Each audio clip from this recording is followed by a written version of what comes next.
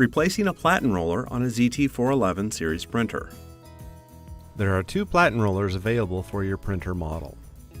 The white Platen roller is the standard, and the dark brown Platen roller is for printers with the linerless option installed. The installation process is the same for both types of Platen rollers. Open the media door. Open the print head. Press down on the Platen retainer. Slide the Platen roller out.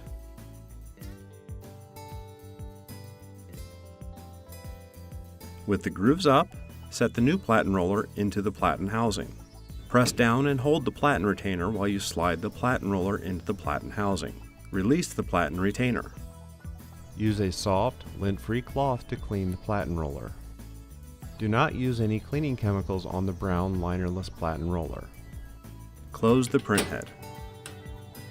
Close the media door.